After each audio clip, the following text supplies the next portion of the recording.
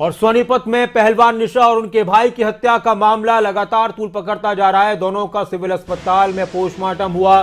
Postmortem में निशा के शरीर से 4 गोलियां बरामद हुई हैं। सूरज जो उनके भाई हैं निशा पहलवान के, उनके शरीर से 3 गोलियां बरामद हुई हैं। पोस्टमार्टम के बाद परिवार वालों को शव सौंप दिए गए हैं। बुधवार को हलालपुर गांव में हुई थी दोनों की हत्या। एक बड़ी खबर, एक अहम खबर। हलालपुर गांव में निशा और उनके भाई की हत्या हुई थी। मां को भी गोली लगी थी। मां पीजीआई रोहतक में भर्ती हैं। पुलिस ने 1 लाख रुपए का इनाम आरोपियों के ऊपर रखा है। पंचायत ने और गांव के लोगों ने पुलिस को 24 घंटे का अल्टीमेटम दिया है कि 24 घंटे में आरोपियों को पकड़ ले पुलिस। नितिन अंतिल हमारे साथ, हमारे संवाददाता इस खबर पर ज्यादा बातचीत के लिए जुड़ेंगे। किस तरह की अपडेट अब तक इस मामले में आई है और पुलिस की तरफ से क्या कुछ आश्वासन दिया गया है, पुलिस की कार्रवाई कहां तक पहुंची है, उस पर बात करेंगे। नितिन अंतिल हमारे साथ जुड़ चुके हैं। नितिन, अभी क्या अपडेट है इस मामले में? पोस्टमार्टम हो चुका है, अब अंतिम संस्कार की क्या प्रक्रिया है, क्या तैयारी है? क्योंकि गांव के लोगों का यह भी कहना था कि जब तक आरोपियों की गिरफ्तारी नहीं होगी तब तक अंतिम संस्कार नहीं करेंगे।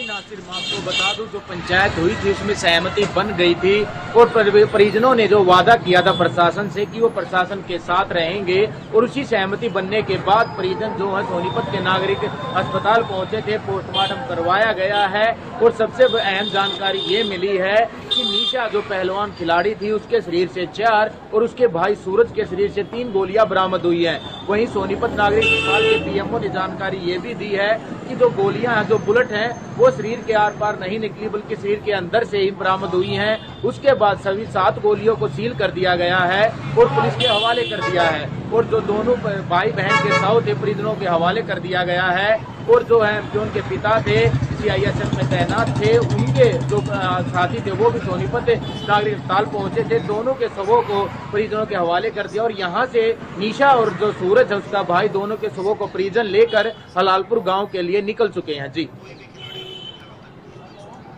जी अच्छा नितिन, जिस तरह से ये मामला सामने आया है इसने बहुत से सवाल सोनीपत की कानून व्यवस्था पर भी उठाए हैं। अपराधों के बढ़ते दायरे को लेकर भी पुलिस के सामने सवाल हैं।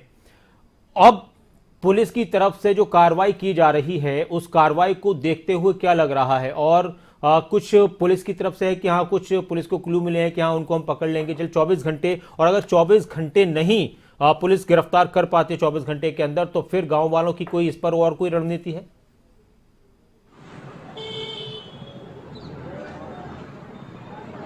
जी बिल्कुल, मैं आपको बता दूं, जिस तरह से तैया खाप की पंचायत गांव हलालपुर में हुई थी तो 24 घंटे का अल्टीमेटम दिया गया, और जो पंचायत के प्रतिनिधि थे उनका तो ये तक कहना था कि 5 लाख का इनाम रख दिया जाए ताकि दोनों आरोपी जल्द से जल्द गिरफ्तार किए जा सकें। लेकिन जो इनाम है पुलिस ने 1 लाख रुपए का ही रखा है। वहीं पुलिस ने जानकारी दी है कि 4 टीमें जो सोनीपत की क्राइम ब्रांच की हैं वो चारों टीमें दबिश दे रही है और जल्द से जल्द जो गिरफ्तारी का दावा पुलिस ने किया है। मैं आपको एक जानकारी और दे दूं, इस मामले में 2 आरोपियों को पुलिस ने राउंड अप किया है, लेकिन वो आरोपी कौन है और कहां से जो पुलिस ने राउंड अप किया है पुलिस ने जानकारी नहीं दी है।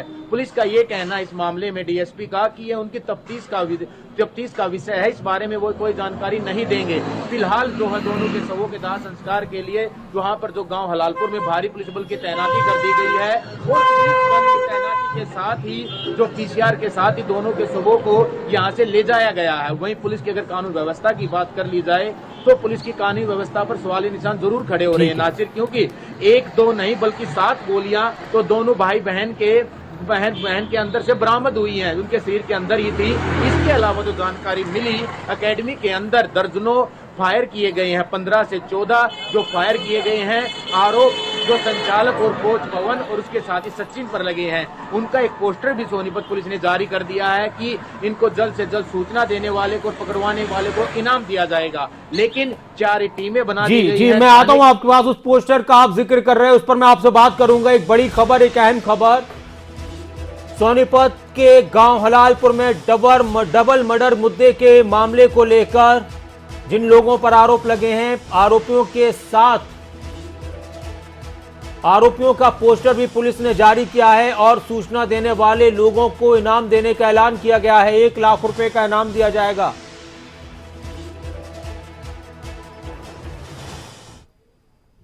ये पोस्टर हैं उन आरोपियों के जिन पर आरोप हैं। पवन कोच जिसने गोलियां चलाई, जिस पर आरोप हैं। एक तस्वीर पवन कोच की है और एक तस्वीर दूसरा आरोपी है उसकी है।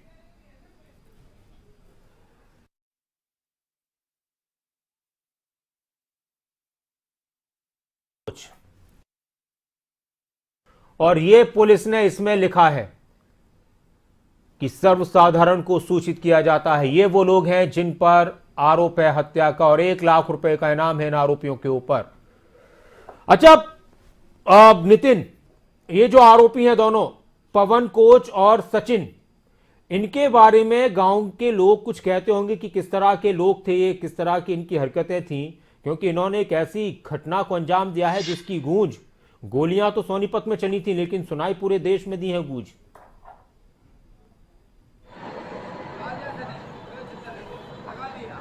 जी बिल्कुल नासिर, जिस तरह से जो निशा के पिता है उन्होंने ही पवन के बारे में जानकारी दी कि पवन की जो प्रवृत्ति थी वो ठीक नहीं थी। इससे पहले भी पवन को समझा कर आए थे कि पवन सुधर जाए और वरना वो उसकी पुलिस कंप्लेंट कर देंगे। लेकिन उनके पिता ने एक आरोप ये भी लगाया कि पवन को बार बार समझाने के बाद भी वो अपनी हरकतों से बाज नहीं आ रहे थे और छेड़खानी को लेकर ये पूरा विवाद हुआ है। वहीं उनकी जानकारी ये भी दी कि जो उनकी बेटी निशा थी वो उनके कहे सुने से बाहर थी और कहीं ना कहीं जिसकी वजह से इस वारदात को अंजाम दिया गया। वो अपनी बेटी को समझाते थे लेकिन उनकी बेटी उनसे बातचीत करना छोड़ देती थी, क्योंकि उनका कहना था कि उनके माइंड को वॉश किया गया था। उसको सपने दिखाए गए थे पवन के द्वारा कि उसको वर्ल्ड चैंपियनशिप में, ओलंपिक में ले जाया जाएगा, वो कुश्ती खेलती रहे और यहीं पर आती रहे। जिसके बाद उनके पिता इस अकेडमी से नाम भी कटवाना चाहते थे और सोनीपत की एक अकेडमी में निशा को भेजना चाहते थे, लेकिन अपनी बेटी की जिद के चलते वो ये काम नहीं कर पाए और उनके पिता ने कहा कि वो पवन को समझाते थे लेकिन वो भी बात नहीं आया। और उसके साथ ही एक सचिन जो गांव हलालपुर का ही रहने वाला है, इन दोनों ने इस वारदात को अंजाम दिया और कोई सबूत ना मिल जाए।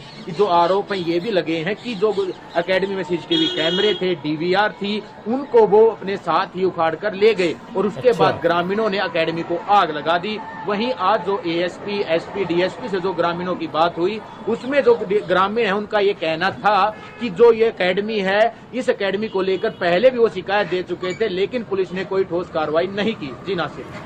शुक्रिया नितिन, तमाम बातचीत के लिए और तमाम जानकारी के लिए।